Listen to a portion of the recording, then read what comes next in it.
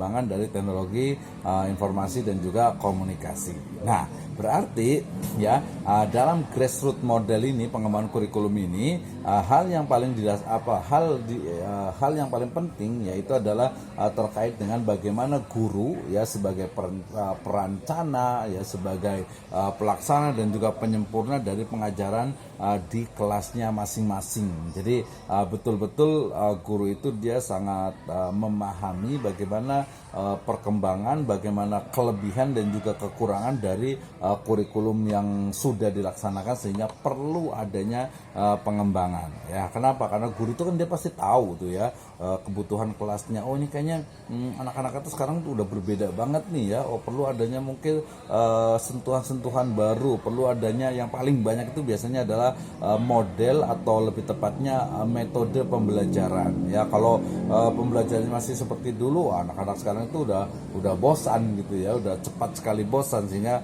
perlu adanya model pembelajaran yang mungkin lebih mutakhir. Ya, ini juga masih masuk ke kurikulum. Oke, itu yang kedua, grassroots model. Yang berikutnya adalah kita sebenarnya dengan Bicham system ya. Di mana model pengembangan ini dikembangkan oleh Bicham ya, seorang ahli kurikulum yang mengemukakan di sini ada minimal itu ada 5 ya, ada 5 dalam pengembangan kurikulum ya. Yang pertama ya, ini juga teknis juga nih ya, terkait dengan arena atau lebih lengkap itu adalah ruang lingkup wilayah ya yang akan dicakup oleh kurikulum tersebut ya.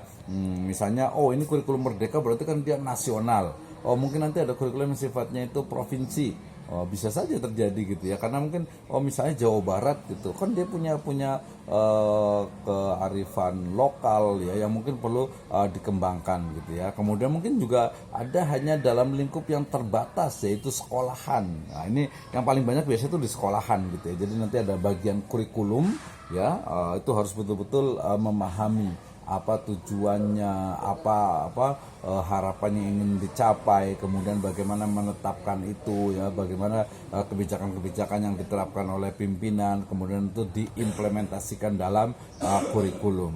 Nah, ini biasanya di sekolahan itu paling banyak nih. Misalnya kita pengen tadi pintar ngaji, namanya juga ngaji gitu ya, berarti dia harus Al-Qur'annya nih. Berarti nanti ada tajwidnya nih, berarti nanti ada tahfidnya nih. IT, IT ini kan luas nih. Mau apanya nih di misalnya di komputernya atau desain grafisnya atau mungkin juga spesifik itu di digital marketingnya dan sebagainya gitu. Atau mungkin di komputernya komputer jaringan dan sebagainya nanti juga harus didetailkan ya. Nah, sehingga kemudian kalau menurut Bicham ini dia ada minimal itu ada 5. Yang pertama itu adalah kalau kita ingin mengembangkan kurikulum, ini kita lihat dulu ruang lingkupnya ya, nasional, apakah regional, provinsi, atau mungkin lokal sekolah. Kalau lokal sekolah kan dia lebih tidak terlalu banyak ini ya, artinya hanya internal sekolah atau lembaga pendidikan saja. Oke ya. Kemudian yang berikutnya adalah menetapkan personalia ya, atau orang-orang yang terlibat dalam pengembangan kurikulum itu ya. Nah, berarti dalam hal ini pastikan berarti nanti ada seperti membentuk tim juga ya, tim apakah dari semua guru gitu ya, mungkin bagian kurikulum, atau mungkin melibatkan juga dari dari eksternal gitu ya. Misalnya pengen misalnya di aliyah ini, di SMA ini pengen lulusannya, alumninya itu diterima di perguruan tinggi negeri misalnya gitu ya. Atau mungkin di perguruan tinggi luar negeri misalnya gitu ya. Berarti harus ada nih apa yang harus disiapkan nih, mungkin itu dari sisi bahasanya sampai kepada mungkin bagaimana untuk kompetisi dalam seleksi penerimaan, misalnya kalau tadi di SMA ke perguruan tinggi misalnya dan sebagainya. Jadi betul-betul lihat dari sisi lokalnya dan juga nanti person ataupun individu-individu ya yang akan dilibatkan dalam pengembangan kurikulum. Ini kalau yang sifatnya dia itu lokal. Nah, jangan lupa juga yang ketiga itu ada organisasi dan juga prosedur pengembangan kurikulum. Nah, ini biasanya kalau baik itu di perguruan tinggi ataupun juga di sekolah yang menengah gitu ya, biasa selalu ada pedoman dalam pengembangan kurikulum. Nah, jadi nggak sembarangan nih, kecuali tadi kalau ngikutinnya administratif models ya itu silakan saja. Tapi kalau ngikutin ini, jadi dia harus tahu prosedurnya itu seperti apa gitu ya. Jadi tidak langsung menetapkan nih, tidak langsung menetapkan oke, kurikulum yang berlaku ini gitu ya. Ya nggak apa-apa juga sih kalau memang kalau seperti itu. Tapi kalau alangkah lebih elegan ketika ada pedomannya ya, ada pedomannya, ada aturannya. Oke, kalau umpamanya kita mau menyusun kurikulum gitu ya, ini pengalaman saya ketika menjadi kaprodi misalnya, untuk menyusun sebuah kurikulum gitu ya, maka perlu adanya misalnya pendapat dari expert misalnya, pendapat dari ahli ya. Ahli itu bisa diambil dari asosiasi ya, asosiasi profesi ya, mungkin kemudian juga dari industri juga gitu, dari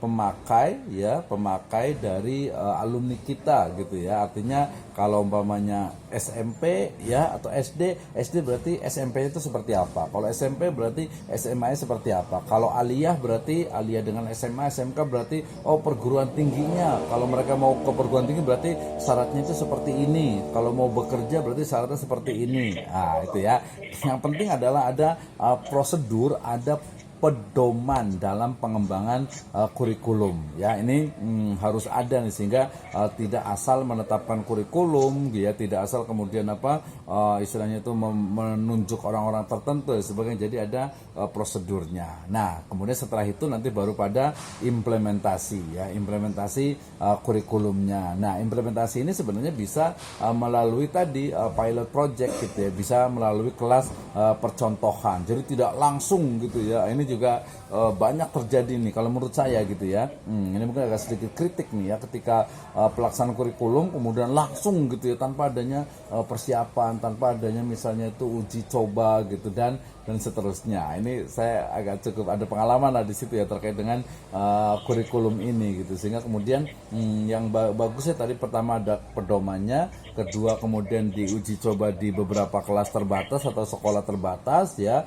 Setelah itu baru langkah yang kelima, yaitu evaluasi dan revisi ya. Jadi dievaluasi apa nih kekurangannya, kontennya, materinya ini kayaknya kurang mendalam nih, atau yang ini sudah agak ketinggalan zaman nih, model pembelajarannya perlu diperbaiki nih, model pembelajarannya. Jadi dia tidak lagi misalnya karena mungkin kita pengennya ada semacam IT-nya, sentuhannya bisa menggunakan pendekatan misalnya virtual learning misalnya ya, penggunaan handphone misalnya juga gitu ya. Itu menjadi pilihan-pilihan. Nah setelah dievaluasi ya, baru nanti kurikulum tersebut direvisi ya. Jadi dan ini memang namanya kurikulum tuh dia seperti itu, evaluasi, pelaksanaan, implementasi, evaluasi, revisi, implementasi, evaluasi, revisi secara berkesinambungan atau continue, secara terus menerus ya, minimal 2 tahun, 3 tahun gitu, paling lama 5 tahun gitu ya. Bahkan bisa jadi 1 tahun itu akan ada evaluasi, ada peninjauan. Ini kayaknya kurang nih, misalnya yang di sekolah aliyah atau SMA atau SMK misalnya, ini minat dari orang tua dan juga siswa itu pengen mereka kuliahnya itu di PTN misalnya, atau ada yang pengen kerja misalnya gitu ya. Berarti ini harus kita perbaiki nih, berarti nih materinya harus ditambah, model pembelajaran itu harus ditambah, kemudian juga evaluasi juga perlu diperbaiki. Seperti itu ya. Jadi dia ada revisi yang terakhir itu ya, revisi untuk perbaikan. Setelah itu baru dibuat semacam tadi untuk kelas uji coba, eksperimen ya. Ketika bagus baru diterapkan secara massal. Itu BCAM sistem atau models dari curriculum development. Oke, yang berikutnya ya, yang keempat adalah the demonstration models ya. Nah kalau tadi itu grassroots, kemudian juga BCAM itu dia lebih kepada teknisnya. Kalau ini lebih kepada demonstration model itu, atau model demonstrasi ya, demonstrasi ya. Jadi demonstrasi itu adalah menunjukkan menyampaikan bisa juga. Jadi model ini atau demonstrasi model ini biasanya itu diprakarsai oleh sekelompok guru atau sekelompok tim yang memang mengadakan perbaikan kurikulum. Jadi bukan hanya dilihat dari sisi fakta yang ada, tetapi memang dibentuk ya. Oke, sebuah misalnya ada MKMP misalnya, atau ada beberapa komunitas guru yang kemudian wah ini perlu ada perbaikan gitu ya. Nah ini biasanya kalau demonstrasi model itu biasanya skalanya memang kecil gitu ya. Jadi tidak bukan yang sifatnya nasional ataupun provinsi ya, tapi dia biasanya lebih kepada wilayah ya, beberapa sekolah atau mungkin dalam satu yayasan tertentu ya. Nah komponen kurikulumnya itu biasanya mencakup seluruh komponen kurikulum. Masih ingat kemarin ya komponen-komponen dalam kurikulum ini? Itu ya, mudah-mudahan bisa dipahami itu ya. Nah kemudian sikap kenapa demonstration model ini perlu dibuat atau bisa digunakan, karena dia terkait dengan beberapa kemauan ya, beberapa keinginan dari tadi sekelompok guru itu atau beberapa orang itu untuk merubah dan juga mengganti ya kurikulum yang ada ya. Terutama ini biasanya memang terkait dengan tadi challenging ataupun tantangan-tantangan dari pihak-pihak yang lainnya ya. Misalnya nih kita ada kompetisi juga ya dalam dunia pendidikan gitu ya. Misalnya sekolah yang A gitu, dia membuat kurikulum yang baru nih gitu ya. Nah sekolah B ini kalau mama dia tidak mengikuti, wah bisa ditinggalkan nih oleh para muridnya ya. Misalkan yang paling banyak itu kalau di sekolahan itu, wah di kelas ini ada pencak silat nih, di sini ada drum band nih ekstrakurikulernya ya. Kelihatannya nggak penting, tapi ternyata anak-anak itu suka seperti itu gitu. Oh ini ada grup bandnya nih misalnya gitu ya. Saya pernah survei juga ke beberapa calon mahasiswa sih kebetulan gitu ya. Tanya kenapa Anda memilih kampus ini gitu ya. Kenapa Anda memilih sekolah ini? Jawabannya, oh di sini enak Pak, kegiatannya banyak, terutama ada nyanyi-nyanyi, ada bands, ada semacam ya drum band, kemudian juga paduan suaranya, ada pencak silatnya juga gitu ya. Jadi senang gitu. Oke. Berarti ada, walaupun itu nggak masuk secara spesifik ke kulikulernya gitu ya, tapi itu jadi hal yang penting, termasuk ya sebenarnya di materi-materi di mata kuliah ataupun mata pelajaran yang sifatnya memang menjadi inti ya. Jangan sampai nih misalnya dalam proses pembelajaran itu tadi mulai dari metode pengajarannya itu guru-guru, apalagi terutama nanti guru-guru yang senior nih ya gitu ya. Guru-guru yang senior misalnya tidak menggunakan teknologi gitu ya. Ya sebenarnya nggak terlalu penting kadang sebagian orang, tapi oleh anak-anak sekarang, kayaknya keren nih kalau sekolah itu pakai PowerPoint, pakai infocus, pakai proyektor gitu ya. Apalagi kalau pakai touchscreen misalnya gitu. Tapi itu high cost ya. Tapi minimal ya ada yang bisa digunakan. Jadi siswa itu ya bukan hanya tadi model pembelajaran ya, metode pengajaran atau belajar, bukan hanya ngomong saja gitu ya, bukan hanya datang kemudian buka buku gitu ya. Jadi ini bukan sesuatu yang bagus ya untuk proses pembelajaran. Oke.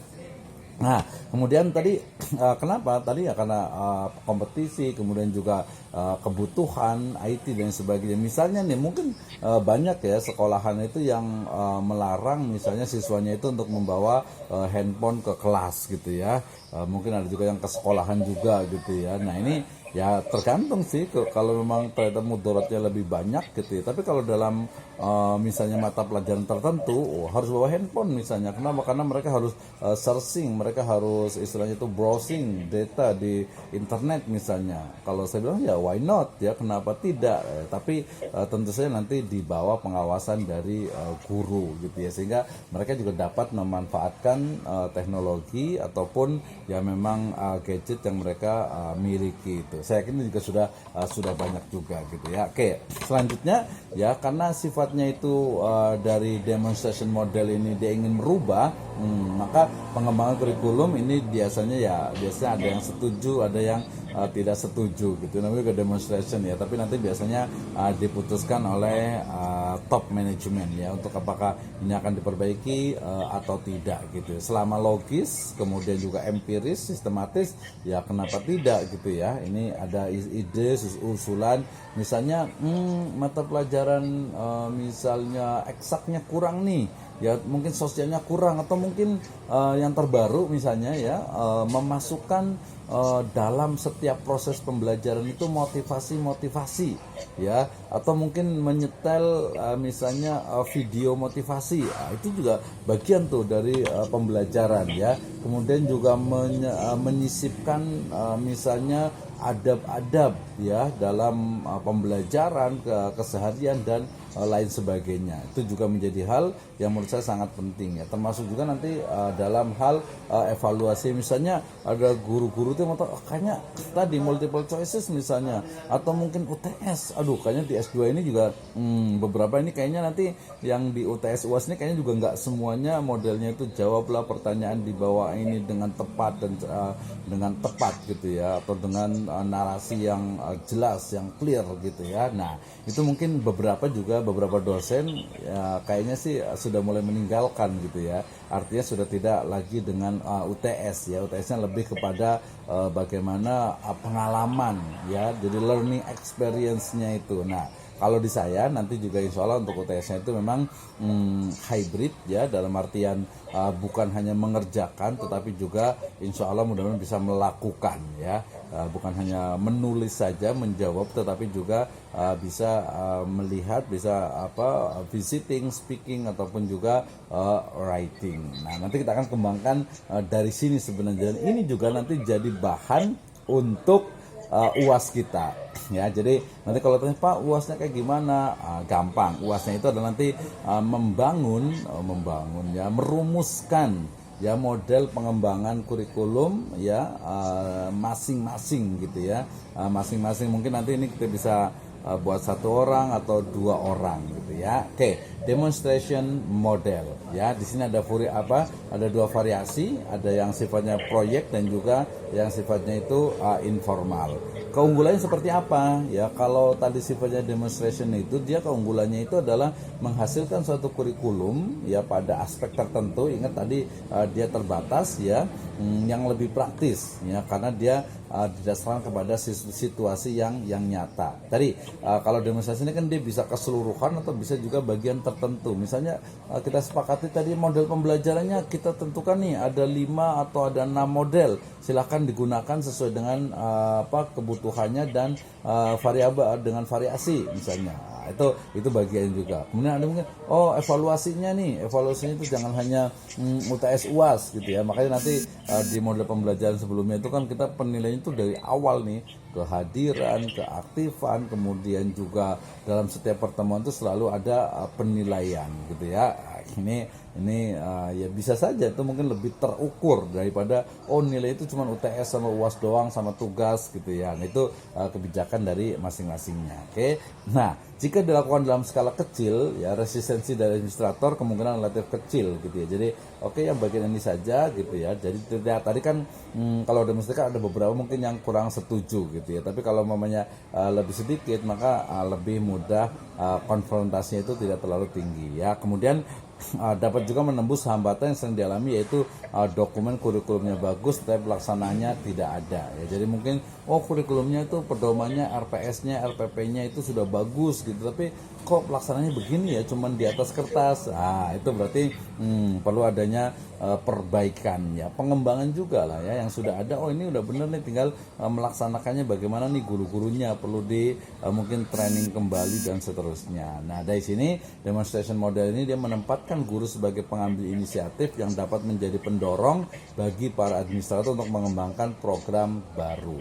Ya, jadi lebih kepada lecture ya, ataupun teacher learning center gitu ya. Jadi bukan learning center ya, tapi kepada disebut dengan teacher curriculum development Nah, guru itu sebagai pusat, sebagai sumber dari pengembangan kurikulum gitu ya. Ya kalau nanya siswanya kan belum tentu juga. Oke, yang berikutnya adalah Tabas Inverted Models ya. Artinya dia berkaitan dengan penentuan dari prinsip-prinsip dan juga kebijakan dasar. Jadi dia mungkin sangat filosofis ya, sangat mendasar gitu ya. Nah biasanya dia itu merumuskan desain kurikulum yang sifatnya itu menyeluruh didasarkan atas komitmen-komitmen tertentu ya. Misalnya ada beberapa nih, terutama yang di sekolah swasta itu kadang ada perubahan owner misalnya, ada perubahan kebijakan misalnya ya, dan lain sebagainya, sehingga ini perlu adanya Tabas Inverted Models ya. Kenapa? Karena ini dia biasanya salah satu dari fungsinya adalah menyusun unit-unit kurikulum sejalan dengan desain yang menyeluruh ya. Ini biasanya Tabas Inverted Model ini kalau sekolahnya itu mengalami perubahan, misalnya nih insya Allah state Sirajul Falah ini sekarang kan masih state ya, sekolah tinggi ilmu tarbiyah gitu ya. Nanti dalam proses insya Allah menjadi sekolah tinggi agama Islam ya, Sirajul Falah, jadi STAI Sirajul Falah, sehingga kemudian kurikulumnya harus diperbaiki nih gitu ya. Bukan diperbaiki, harus ada pengembangannya, ada prodi baru, ada program studi baru, kemudian juga mungkin ada mata kuliah yang perlu diperbaharui gitu ya. Nah di sini kenapa? Karena terkait dengan komitmen tertentu, adanya perubahan-perubahan yang terjadi dalam level yang lebih tinggi ya.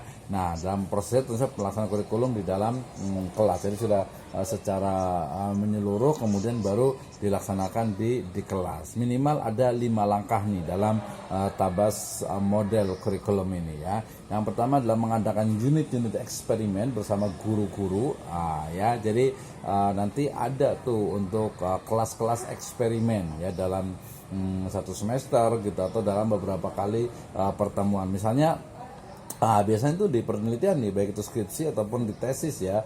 Misalnya kita komparasi perbandingan model pembelajaran. Misalnya yang satu menggunakan proyektor, misalnya yang kelas satunya lagi kelas kontrolnya itu tidak menggunakan proyektor. Nah kira-kira efektif tidak penggunaan proyektor itu? Atau mungkin dengan evaluasi model misalnya pembelajaran mandiri misalnya gitu ya. Ini efektif tidak nih? Ini bagus tidak nih? Ada hasilnya bagus atau tidak? Gitu, berarti nanti ada kelas eksperimen. Nah setelah ada ditentukan dulu kelasnya, kemudian diuji ya untuk kelas eksperimen itu, baru kemudian setelah diuji artinya kan dilaksanakan tuh ya, diuji coba ya, diuji cobakan kurikulumnya, kemudian setelah itu baru ada revisi, dan tentu saja nanti ada konsolidasi. Maksudnya itu ada ya diskusi, ada semacam revisi, kemudian juga ada evaluasi. Oh ini perlu perbaiki dari gurunya seperti apa, termasuk nanti dari siswanya seperti apa, dari mungkin pengamatannya dari kepala sekolah seperti apa. Nah itu nanti yang disebut dengan konsolidasi, dan setelah itu baru nanti ada pengembangan secara keseluruhan kerangka kurikulum ya. Ini pentingnya nih untuk ada eksperimen, jadi tidak asal menetapkan saja gitu ya. Nah itu minimal ada 6 dari model pembelajaran atau model pengembangan kurikulum. Yang pertama ada the administrative model, the grassroots model, kemudian Beauchamp system, kemudian the demonstration model, kemudian Tabas inverted model. Yang last, yang terakhir ada Roger interpersonal relation ya. Nah ini semuanya tadi saya ambil dari dari buku yang kemarin saya sudah share juga ya, terkait dengan teori dan juga implementasi dari pengembangan kurikulum. Wah, nggak kerasa udah hampir setengah jam juga ini ya. Oke, terima kasih Pak Ahmad Farid yang sudah ini ya.